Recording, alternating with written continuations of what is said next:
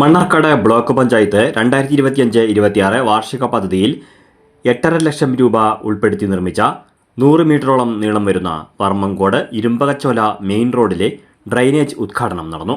Mannarkkad block panchayat vice president Joy Joseph ഉദ്ഘാടനം നിർവഹിച്ചു.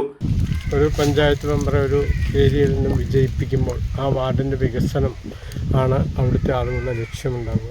എന്തായാലും ഞാൻ ഇപ്പോൾ പറഞ്ഞ കേട്ടിടത്തും തന്നെ ഏറ്റവും കൂടുതൽ ഫണ്ട് ഒക്കെ ഒരു വാർഡിൽ 2 വാർഡ് കേന്ദ്രീകരിച്ച് ഇത്രയും ഫണ്ടൊക്കെ ചെലവഴിക്കുക ഒരു ബ്ലോക്ക് പഞ്ചായത്ത് മെമ്പറെ സംബന്ധിച്ച് വലിയൊരു ഉത്തരവാദിത്തമാണ് അവർ ചെയ്തു തീർത്തിരിക്കുന്നത്. എന്തായാലും അതിനെ തുടർന്ന് അതുപോലെ തന്നെ നമുക്കറിയാം പുതിയ പഞ്ചായത്ത് മെമ്പർമാർ ഇവിടെ 2 ആളുണ്ട്.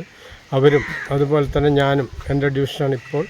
അപ്പോൾ ഈ ഡിവിഷനിൽ ഇപ്പോൾ ഞാൻ പറയാം 8.5 ലക്ഷം രൂപ മുടക്കി ഒരു ചാല്. അപ്പോൾ ഞാൻ ഉദ്ദേശിച്ച റോഡ് വീതി കുറവാണ്. ഈ ചാലിന് ആദ്യം ഒരു പ്രൊട്ടക്ഷൻ അതിൻ്റെ മൂടലും കൂടി കൊടുത്തിട്ട് വേണം ചെയ്യാനെന്നൊരു വിചാരിക്കുന്നൊരു വ്യക്തിയാണ് ഞാൻ. കാരണം എന്താ വെച്ചാൽ നമുക്കറിയാം ഈ ചാലുകൾ 2 സൈഡുണ്ടാകുമ്പോൾ അല്ല നടന്നു പോകുന്ന ആൾക്കാരൊക്കെ ചാലിൽ വീഴാനും ഒക്കെ സാധ്യതയുണ്ട്. അപ്പോൾ ഇനിയുള്ള വികസനങ്ങളൊക്കെ വരുമ്പോൾ തന്നെ നമുക്ക് അങ്ങനെ ചെയ്യുമ്പോൾ അതിൻ്റെ പണി തീർത്ത് പോകുന്ന രീതിയിൽ വർക്ക് വെക്കുകയും ഞാൻ എൻ്റെ കഴിവിൻ്റെ പരമാവധി നമുക്കറിയാം ഈ വാർഡ് മെമ്പറും കാഞ്ഞിരപ്പുഴ ഗ്രാമപഞ്ചായത്ത് വികസന സ്ഥിരം സമിതി അധ്യക്ഷയുമായ ഫർസാന അധ്യക്ഷത വഹിച്ചു.